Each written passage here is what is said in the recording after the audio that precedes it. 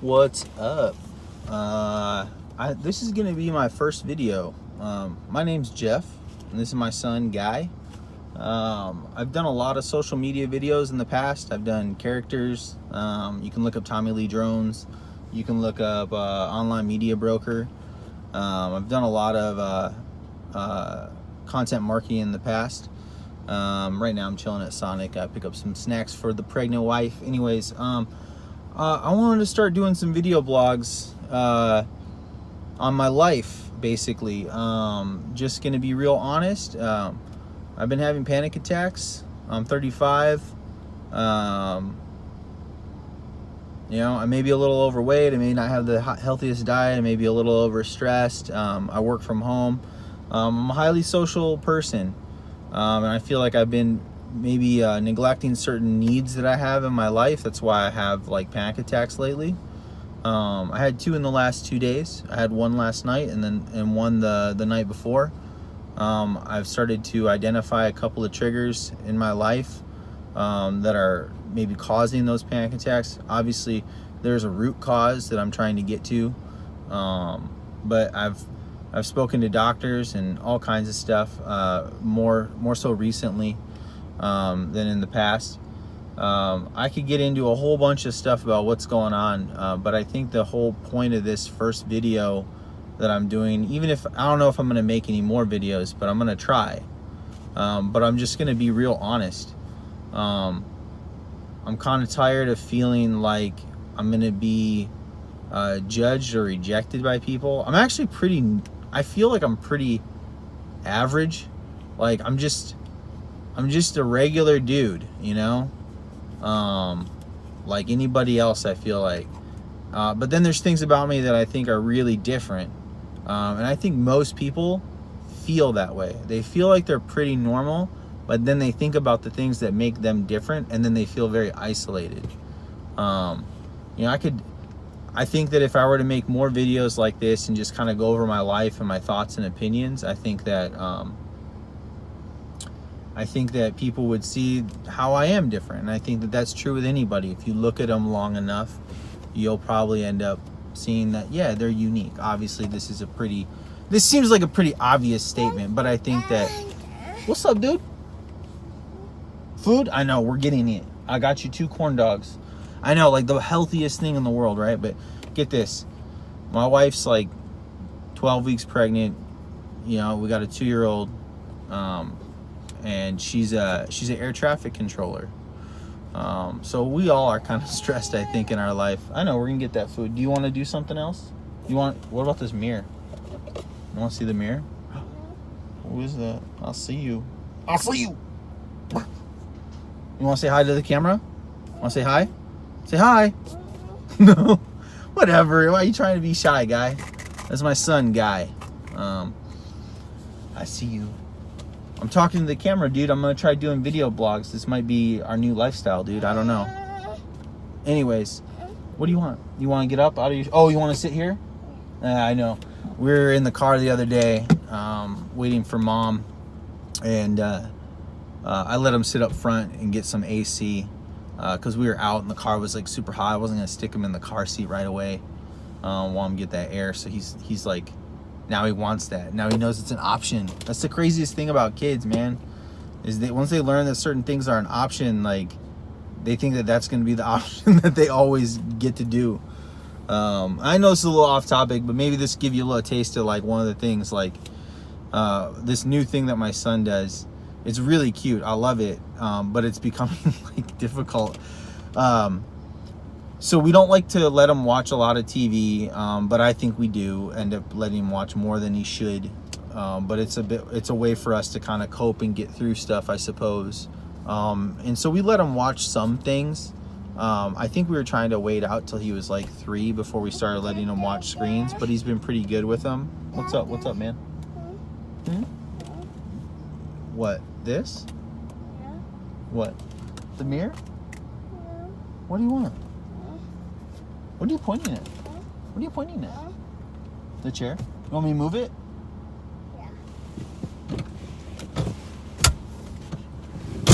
Is that better? No. Of course. Anyways, he watches a show. I don't want to say it right now because it could like get him all like, you know, geeked. It's SIAMON. No, SIMON. Where'd that A come from? Anyways, it's a TV show. It's got RABBIT characters in it. Yeah, dude. What's up? What? Your foot? You want me to move this? Again? How about that? You want it closer? Yeah. This is closer. Is that okay? Is that better? Yeah. Okay. Learning language, man. So crazy. Anyways, he watches this show and he asks for it. It's about like a big brother and a little brother and like how they kind of do stuff. So I think it's kind of good because he's going to have a baby sister soon. So I don't mind that he watches it. It may be a little advanced, but it's something that's kind of nice. It's, you know, sometimes because he does watch educational stuff. Like we do let him watch like Super Y. I don't personally like that for some weird reasons, which I could definitely get into. I think there's some weird subliminal stuff in there. Another one that he's really, what is another one? He likes some of the claymation like car cartoons that people have made on YouTube. I liked claymation when I was a kid, so it makes a lot of sense. All right, my food's here. I gotta grab it real quick. Hey. Chicken, my fries and tots, and then the chili cheese sauce. Ooh, dang. And your Coke. All right. Have a great day. Thank you. Thank you. I don't know what she just said. Dude, look at that. That is crazy. I've never been to Sonic where there's a chili cheese dog. Ooh, dang. A chili cheese dog. Here. I got my chicken wrap. You want a corn dog? Corn dog. Want a corn dog? Yeah. Ah. It's hot. You say hot? Hot. Yep. Hot. Careful.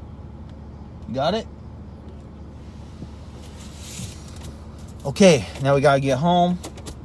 Mom's gotta get to work. Maybe if he doesn't fall asleep, we will go to the pool after that. But I can't remember exactly what I was talking about. So obviously this will need to be edited or whatever. But anyways, Oh yeah. what? Wow. Oh, that's a big truck. Yep, that's a big truck. So he has this thing he does, right? Where he goes, I think I might have said to him, only one, you only get one.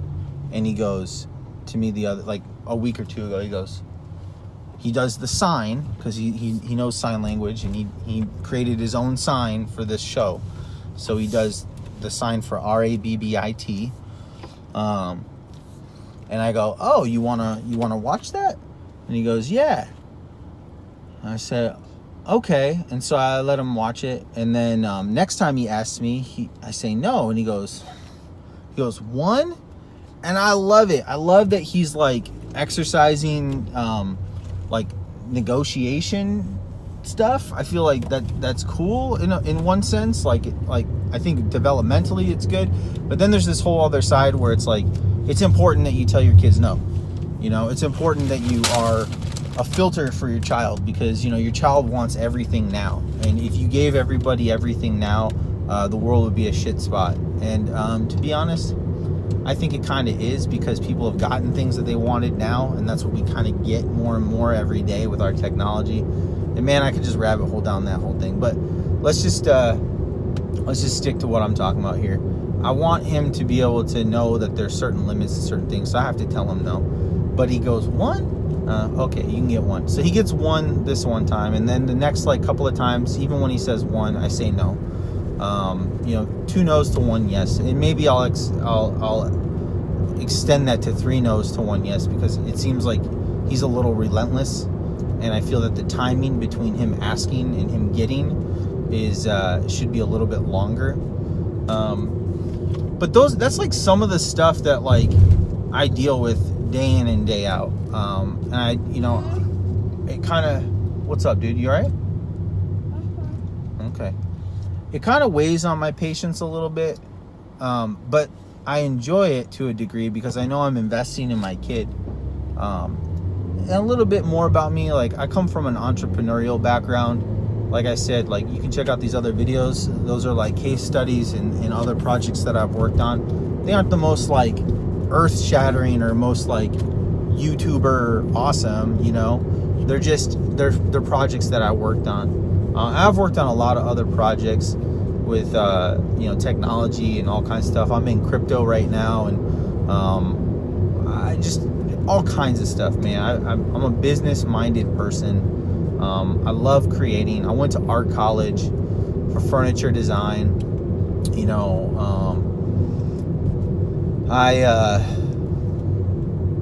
I never pursued that because I got into marketing and community development and interpersonal relationship developing and stuff. And I've created my own company called Living Crisp, which is a luxury lifestyle and spirituality brand, I suppose, which I feel like saying brand is kind of like a keyword, a very like catchy word. People can like relate to what that means. I don't think brand is the best way to describe Living Crisp, but for all intents and purposes, that's what it is. And my mission is really just to like help extend my belief system and my methodology and the way I've done life, the way I've pursued life, and the way I've seen friends of mine who've come to me for help thrive when they've asked me for counseling and figuring out how to see through stuff. Hold on, buddy. Guy, Daddy's talking. You want me to take this? Okay, are you all done? You want some water? Dang, that's the one thing we don't have in this car. I can't give him soda. Are you okay? I can't give you this stuff. There's no water here. Daddy didn't think about that. I know. You're gonna have to wait, dude. I swear, if I gave him this, he's not. No, I know. You just have to wait, dude. I might have to pause this video, but I just wanted to say a few of those things. I don't know how great these videos are going to be, but I do want to maybe make them because I think that they're going to help me cope with the stress and anxiety that I have. I really need to like talk to people. I really need to get things out. I really need to express the things that I'm taking in because I study stuff. Like I study quantum mechanics. I'm studying philosophy. Like I'm studying a lot of stuff. Dude, I look at conspiracy theories and like flat earth, globalist or round earther like conspiracy theories for fun. Like it's just fun to do that. It can get really crazy and out there if you let it, get to your head or whatever. And that's been kind of something that's been like getting to me. Like I've been just stressing out a little too much on thoughts and ideas that are in my head about all kinds of stuff, like what's going on with our government, what's going on with us socially, what's this whole like guy, you gotta wait, bud, you gotta wait. We're gonna get home in a little bit. Hey man, we're gonna get home in a little bit. You're gonna be able to get your water or milk. You're gonna be able to eat some food. You're gonna see mama. We can hang out and we can go to the pool. You just have to wait. We're like 5 minutes away from home, bro. You look tired. You about to fall asleep. Yep. So I just get a lot of I'm just someone who really thinks things through and I still fail, and that's super frustrating because I'm like, dang, I've been racking my brain around this and I just can't seem to get through. What's up, dude? You see the park? Yeah, that's the park that you were playing basketball on one time and you went flying off of a swing, and we play chase around there. We haven't gone to that park in a while because it's too dang hot in the desert. It's all right, man. We're gonna go to the pool in a little bit. He's hella tired. I think that's why he's acting like that. But yeah, I just get overwhelmed because I don't have an outlet.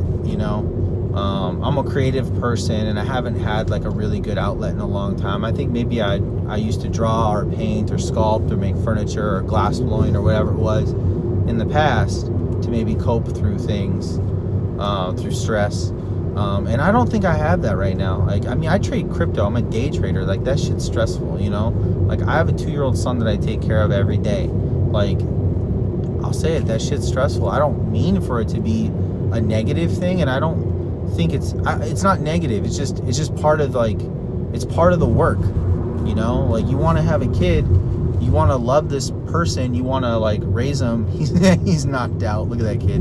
What a goof. He's like, no, I'm not dad, I'm awake. You know, you want to invest in a person. It's like the coolest thing when I was thinking about having my kid. Like, the way I thought about it was like, he's kind of a blank slate to a degree, right? Like, here's the philosophy, right? Like, people say, was it nature or nurture? More and more people are kind of saying it's a combination, but what is it more of? And I think that depending on certain times or certain moments in someone's life, a nurturing event can be a lot more impactful than a nature or a genetically predisposition towards something. I think that they are constantly fighting one another, so you can't just get it's not just nature or nurture. I think that, you know, a baby is born, like when my son was being born, I think there was a lot of programming happening in the womb as far as what he was hearing, seeing, feeling, experiencing. You know, his mother's got nutrition coming in and out, maybe stress hormones, or definitely she's got stress hormones going in and out of her body, and they're affecting the kid, you know. And there's all kinds of stuff, like, and not, I know I kind of like hit on the stress hormone. There's a lot of hormones, but stress hormones can affect babies in a certain way, just like other hormones. I don't know, I'm probably focusing on that because I'm, like, you know, talking about this stuff. But anyways, my thought is that my son is born pretty with a basic input-output system. It's called a BIOS. That's something that's used in computers. It's something that, like, if you know anything about your video game system, you turn that on, you hear the Xbox thing fire up, you hear the PlayStation fire up. That is the BIOS firing up. That is a basic input-output system. It's the catalyst that gets the system running. Like, sure, there's the on switch, but there's something that needs to fire off on the circuit boards. And I don't know the depth of this, so I might be totally butchering it here, but I get the basic concept. And the concept is, basic input-output system is like a very simplistic system that just gets things going.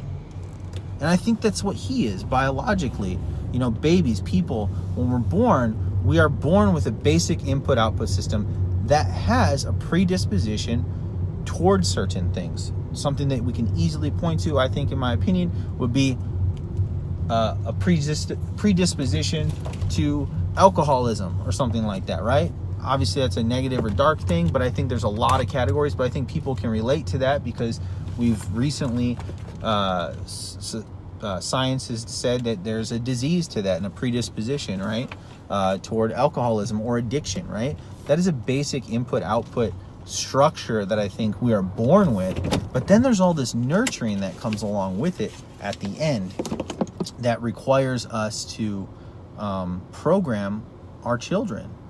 And that's what I'm doing with him. Like, I take it very seriously. I look at working with my son as one of the biggest startups I've ever had to do. I look at him in a very entrepreneurial, you know, mindset. So I do put a lot of energy into taking care of him. And when I say taking care of him, I don't mean like feeding him and like changing him, which those are things that I do. I think about how I treat him and how he's interacting with the world and how I want him to be a productive person in our world. And I'll just wrap it up here, leave some mystery, I suppose, but I think I'm hitting all the bases. He's a major focus for me. And the very least, you know, I'm a Christian, and that's a trigger word for a lot of people. I think people can get really upset. Oh, he's a Christian, that's why he acts that way. I'm probably going to be, and I'll prove it, I'm probably the fucking craziest non-conforming Christian you've ever met. And I don't mean the guy that goes out there and does everything the Bible says not to do, which I do, but I mean it in the sense like There's people that literally go around saying that they're a Christian, and then they go around hurting people. And we all do that to a degree. But I think more specifically, there's people that abuse the idea that they're Christian. They say, oh, well, I'm Christian, I'm a good person, or whatever it is, and then they go and do crazy stuff. Like West Barrel Baptist, go look them up. They're crazy, and they say they're Christian. You got people that are Bible thumpers out there. I'm not that. I've never liked Bible thumpers, but my belief system is very conservative. I'm Presbyterian, and you could call me Frozen Chosen. Like, look that stuff up. Go find out what those things mean if you don't know what they mean. Just Google it, and you'll get an idea. Like, that's atypical for me. Or I should say, that's atypical for Christians. In my opinion, I don't know many Christians that are liberal in their activities and language and arts and tastes and interests. Like I can go, I have no problem viewing and listening to like media that what some more or less conservative Christians would avoid, and I have an open mind toward that. Maybe it's because I'm creative or artistic or whatever, but I know I said I was gonna wrap this up, but let me just get to the point here. I'm a Christian. It significantly impacts my worldview and how I do things. And for my son, I want him to be saved. I want him to be loved by our Lord, and I want him to be saved. But the thing is like, he may not be saved one day. Like, he may never ever be saved. He may not ever be a Christian, and I have to be okay with that, because that would be the Lord's will. If it's the Lord's will, it's a sad thing because there's a lot of consequences to that in my belief. But I know as a parent, the very least I hope I can do for my kid is make him a productive person in our world. Because what does the Lord say? He says, love the Lord God with all your heart, soul, mind, and strength, and love your neighbor as yourself. And it's like, if he doesn't love God, if he doesn't want to be a Christian, if he's not going to be a Christian, well, the next thing he should do is love his neighbor as he loves himself. Because I think everybody in the world loves themselves more than they realize. That's why they're selfish. That's why we're all selfish. That's why we do things that are selfish. And look, there's no blame in that. That's just kind of how we are, who we are, because what else do we have? We see the world through these eyes that we have. You don't see them through my eyes, and I don't see it through your eyes. All we have is our own. These are our tools. These are our instruments in which we interact with the world. And we live in these bodies. We are this consciousness that exists, this soul, this spirit that exists, that is bound to this body. And this is the tool and instrument that we have to work with. So we're limited in our ability to really see things beyond ourselves sometimes. And so to love your neighbor like you love yourself is a very extreme and should be a very impactful statement. It should kind of shock you in one sense, because to love your neighbor as yourself, that's a challenge, because I love myself more than anything, I think, and the only way that's been changed is, I think, by what God's done in my life. And I'm continually realizing that I love myself more than other people or things or whatever. But